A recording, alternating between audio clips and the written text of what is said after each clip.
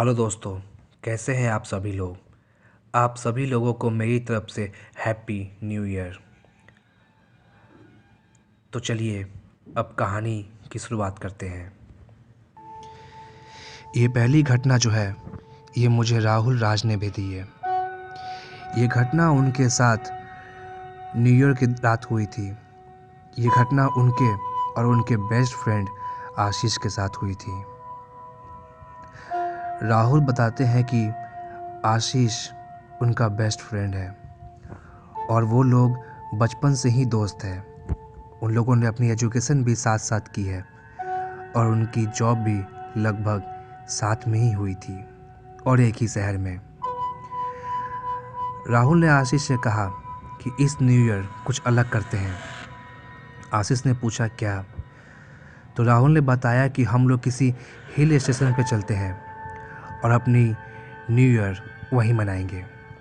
दोनों तैयार हो गए। उन्होंने एक जगह डिसाइड किया और वो लोग अपनी गाड़ी में खाने पीने का और कुछ ज़रूरी सामान रखा और वो लोग निकल पड़े। जर्नी थोड़ी लंबी थी। उन लोगों को रात हो गई। रात में जब वो लोग हाईवे पे थे तभी उन लोगों ने देखा कि हाईवे के बीचों बीच एक बड़ा सा पेड़ गिरा हुआ है।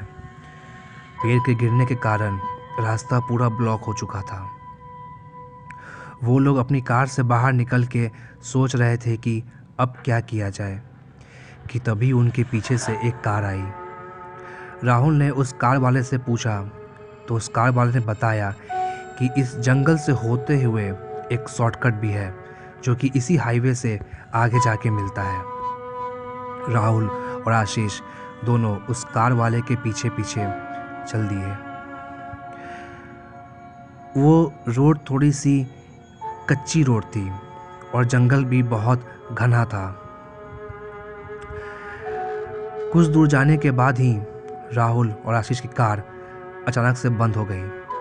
उनके आगे आगे जो कार चल रही थी वो कार तो निकल गई और ये दोनों उस जंगल में ही फंस गए। दोनों बार बार कार को स्टार्ट करने की कोशिश कर रहे थे लेकिन उनकी कार स्टार्ट नहीं हो रही थी। तभी आशीष ने राहुल से कहा कि ऐसे काम नहीं चलेगा, तू यही गाड़ी में बैठ, मैं जाता हूँ पीछे और किसी से हेल्प लेके आता हूँ। यहाँ गाड़ी के पास भी किसी का रहना ज़रूरी है। राहुल ने कहा ठीक है, संभल के जाना और जल्दी आना। आशीष ने कहा कि हाँ, फ़ोन तो है ही, कोई भी प्रॉब्लम हो अगर तो तू मुझे कॉल कर देना। और आशीष निकल गया। राहुल अपनी कार को लॉक करके कार में ही बैठा था। कुछ देर बीतने के बाद ही उसके कार के शीशे पे किसी ने दस्तक दी। राहुल ने जब देखा तो बाहर एक औरत खड़ी थी। वो देखने में बहुत ही अजीब लग रही थी।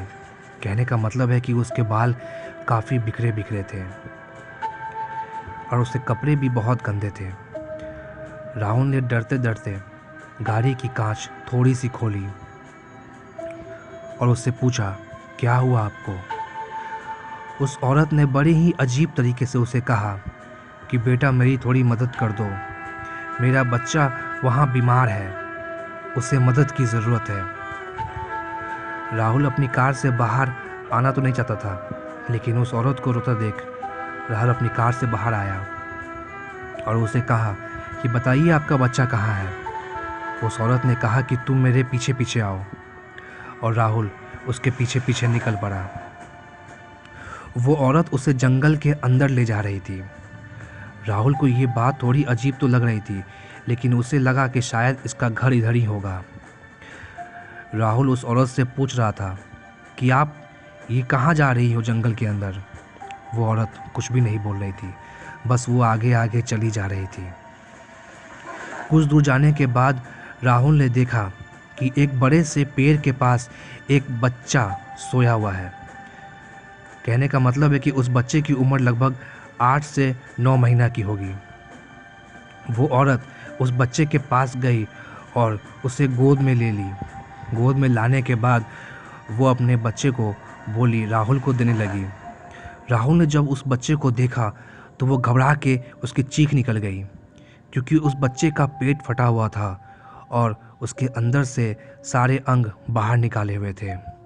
राहुल ये देख के घबरा के भागने लगा। जब वो भागा तो वो औरत भी उसके पीछे पीछे भागने लगी। राहुल अपनी पूरी जान लगा के भाग रहा था। भागते वक्त राहुल अपने पीछे उस औरत के भागने की आवाज़ साफ साफ सुन पा रहा था। अंधेरा होने के बावजूद भी डर इतना ज़्यादा था कि राहुल बस भागे जा रहा था। भागे भागे वो जल्दी से अपनी कार के पास पहुंचा और अपनी कार खोल के बैठ के कार को अंदर से लॉक कर लिया और अपने कार का चाबी को ढूंढने लगा। तभी उसे महसूस हुआ कि उसने अपनी कार की चाबी भागते दौरान जंगल में ही गिरा दी है। वो औरत उसके खिड़की के पास आई और हंसती हुई आवाज़ में बोली, क्या हुआ, चाबी नहीं मिल रही? रुको, मैं अभी ढूंढ के लाती हूँ, फिर मैं कार को खोलूँगी। और ये कह के वो कार की चाबी ढूंढने चली गई।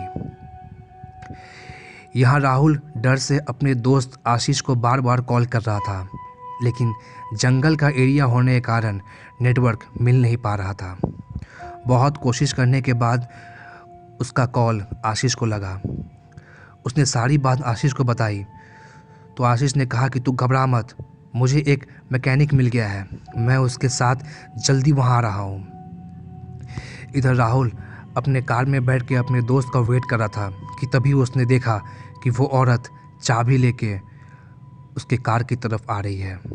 राहुल को लगा कि शायद ये उसे अब मार डालेगी और वो औरत उसके कार के पास आके हंसते हुए आवाज़ में बोली कि ये देखो, मुझे चाबी मिल गई, अभी मैं लॉक खोलती हूँ। और उसने चाबी जैसे ही राहुल के कार में लगाई कि तभी उसका दोस्त आशीष और वो मैकेनिक वहाँ पे आ गए। उसके दोस्त आशीष और उस मैकेनिक को देख के वो औरत चाबी को वहीं छोड़ के जंगल की तरफ भागी। उसके बाद तीनों ने मिलके थोड़ी दूर जंगल में उस औरत को ढूंढा, लेकिन वो वहाँ पे नहीं मिली। इस घटना से राहुल और आशीष दोनों थोड़ा डर गए थे और उसके बावजूद भी उन लोगों ने अपनी पिकनिक को मनाया। ये जो अगली घटना है ये मुझे बादल ने बताई है। बादल न्यू ईयर की रात एक पार्टी में गया था। वो एक फैमिली पार्टी थी। जिस होटल में वो पार्टी थी वो होटल थोड़ा आउटसाइड में था। हालांकि होटल तो बहुत ही खूबसूरत था और होटल बहुत बड़ा भी था। वो होटल लगभग 8 फ्लोर का था और उस होटल के टॉप फ्लोर पे पार्टी हो रही थी। पार्टी बहुत ही अच्छी थी। बादल पार्टी में बहुत एंजॉय किया। करीब रात 11 बजे बादल उस पार्टी में बहुत थक गया तो रेस्ट करने के लिए वो होटल के एक रूम में चला गया। वहाँ वो बैठ के रेस्ट कर रहा था कि तभी उसे किसी छोटे बच्चे की रोने की आवाज़ आई। उसने जब देखा तो उसके रूम के गेट पे एक छोटी बच्ची खड़े होकर रो रही थी और उसके हाथ में एक टेडी बियर था, बिल्कुल सफ़ेद कलर का। बादल ने उस बच्ची से पूछा, क्या हुआ, आप क्यों रो रही हो? क्या आप अपनी मम्मी से बिछड़ गई हो? उस बच्ची ने कुछ नहीं कहा और वो रोते रोते वहाँ से जाने लगी। बादल भी उसके पीछे पीछे गया तो उसने देखा कि वो छोटी बच्ची होटल के छत पे जा रही है। बादल ने उसे आवाज़ दे के मना किया कि छत पे मत जाओ, लेकिन वो बच्ची छत पे चली गई। बादल सोचा छोटी बच्ची है, जाके मैं देखता हूँ। तो बादल भी उसे आवाज़ देते देते उसके पीछे पीछे छत पे चला गया। जब वो छत पे गया तो उसने देखा कि वहाँ पे कोई नहीं था। जब वो छत के सेंटर में खड़ा होकर उस छोटी बच्ची को आवाज़ दे रहा था कि तभी उसके पीछे से एक बहुत ही भयानक सी आवाज़ आई। बादल जब पीछे पलटा तो उसने देखा कि वही छोटी बच्ची उसके पीछे खड़े होकर मुस्कुरा रही थी। उसके चेहरे पे जो मुस्कुराहट थी वो बहुत ही भयानक थी। वो छोटी बच्ची अब बिल्कुल चेंज हो चुकी थी। कहने का मतलब है कि उसके चेहरे पे एक बड़े से कटे का निशान था जिसमें से खून निकल रहा था। इसके बावजूद भी वो बच्ची मुस्कुरा रही थी। उसके हाथ में जो टेडी बियर था सफ़ेद कलर का, वो पूरा खून में भींगा हुआ था। और वो बच्ची एक डरावनी आवाज़ में बादल को कह रही थी कि भैया छत से नीचे कूद जाओ, छत से नीचे कूद जाओ। बादल उस छोटी बच्ची को देख के बहुत डर गया और ज़ोर ज़ोर से चीखने लगा कि तभी वो छोटी बच्ची उसकी तरफ बढ़ने लगी। उसे अपनी तरफ बढ़ता देख बादल पीछे की तरफ हटने लगा और पीछे हटते हटते वो होटल के रेलिंग के पास आ गया। जैसा कि मैंने बताया कि वो होटल 8 फ्लोर का था और वो छोटी बच्ची उसे बार बार नीचे कूदने को कह रही थी। बादल छत से नीचे देखकर जोर से चीखा तो उसकी आवाज़ होटल के एक गार्ड ने सुनी, जो कि उस समय होटल के कैंपस में ही घूम रहा था। बादल को चीखता देख वो गार्ड उसकी तरफ भागा। इधर वो छोटी बच्ची उसे लगातार छत पर से कूदने के लिए कह रही थी कि तभी बादल ने आवाज़ सुनी कि सीढ़ी से कोई ऊपर आ रहा है। वो होटल का गाड़ी था। कि तभी वो छोटी बच्ची बादल की तरफ तेजी के साथ दौड़ी और दौड़ते हुए चीखते हुए वो होटल से छत से सीधा नीचे कूद गई। इधर वो नीचे कूदी, इधर होटल का गार्ड ने गेट खोला। बादल दौड़ते हुए उस गार्ड के पास गया और उसने कहा कि वो छोटी बच्ची नीचे कूद गई। दोनों जब उस होटल के नीचे देखे तो वहाँ नीचे कोई भी नहीं था। दोनों नीचे जाके भी चेक किए बट नीचे फील्ड में भी कोई नहीं था। ये देख के बादल बहुत डर गया और उसी वक्त उस होटल के पार्टी को छोड़ के वो अपने घर की तरफ निकल गया। इस चीज़ से बादल इतना डिस्टर्ब था कि कई रात तक सपने में भी उसे वो छोटी बच्ची ही आती थी। तो दोस्तों, ये थी हमारी कुछ कहानी जो कि न्यू ईयर की रात में कुछ लोगों के साथ घटी थी।